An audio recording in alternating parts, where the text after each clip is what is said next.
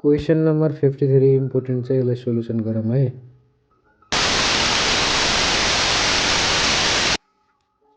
Output दिएको छ quantity युनिटमा, price दिएको छैन, टिआर दिएको छैन, एमआर र एआर छ, केही पार्सियल भागहरू मात्र दिएको छ। वी हेभ टु अन्डरस्ट्यान्ड यो टिआर र एमआरको रिलेसन के हो, टिआर र एआरको रिलेसन के हो, टिआर र क्यू आउटपुटको रिलेसन के हो, यहाँबाट पत्ता लगाउन सकिन्छ।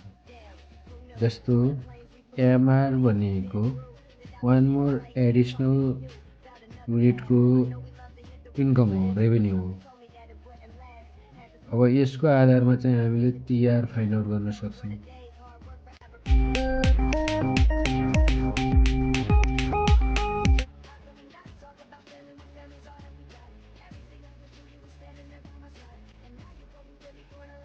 अब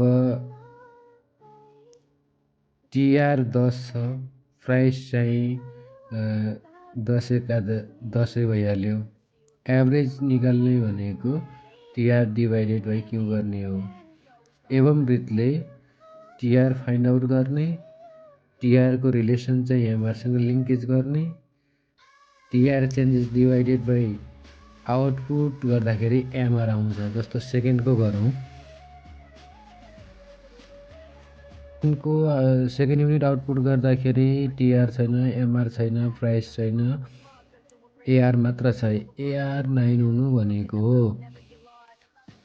टोटल कति हुनु हो भन्दाखेरि 9 2 जा 18 टोटल रेभेन्यू हुन्छ। अनि अब प्राइस 18 आउनुको लागि 9 जा हुनु पर्यो। रह्यो एमआर, अहिलेको टिआर चेन्जेस टिआर भनेको 8 हो। हामीलाई चाहिँ लिङ्केज पत्ता लगाइसक्यो। जस्तो चाहिँ यहाँ चाहिँ एमआर 6 छ, टिआर छैन, पी छैन, एआर छैन। ल हाम्रो फाइनल्ली चाहिँ आउटपुट 1 to 7 हुँदाखेरि प्राइस चाहिँ 10 to 4 डिक्रिजिङ अर्डरमा छ, डिसेन्डिङ अर्डरमा छ। टिआर चाहिँ 10 18 24 28 सम्म चाहिँ इन्क्रिजिङ फर्ममा छ। 5 हुँदाखेरि 30 बढेको छ, 6 हुँदाखेरि कन्सटेन्ट छ, 7 हुँदाखेरि 28 डिक्रिज भएको छ। एमआर चाहिँ 10 8 7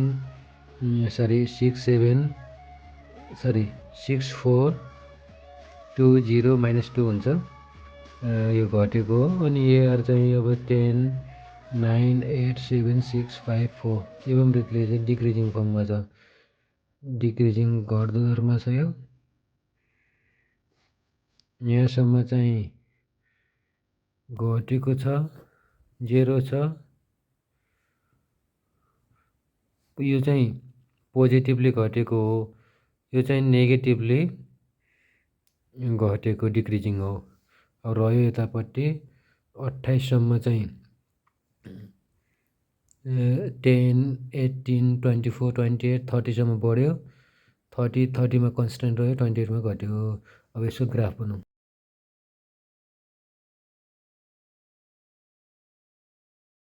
एक्स अक्ष र वाइ अक्षको लागि चाहिँ युनिटहरू देखाइयो, एक्स अक्षमा वाइ अक्षमा रेभेन्यू देखाइयो। अब यसलाई चाहिँ डिराइभ कर गरौँ। मार्जिनल रेभेन्यू चाहिँ 10 रुपियाँबाट घटेर -2 रुपियाँ जाँदाखेरि नेगेटिभ स्लोप भएको छ। यो एक्स अक्षभन्दा तल जान्छ माइनसमा। अब एआर चाहिँ एक्स अक्षतिर चाहिँ डिक्रिजिङ फर्ममा छ, कर्भ एआर कर्भ एक्स अक्ष नजिक आएको छ। तर एमआर चाहिँ एक्स अक्षलाई चाहिँ नागेको तलपट्टि नेगेटिभ भएको छ। यति हो दुईवटा कर्भ, एआर र एमआर कर्भ यति हो। अनि टेबल चाहिँ यो हो, दुईवटाको एक्सप्लेनेसन अनिवार्य कम्पल्सन चाहिँ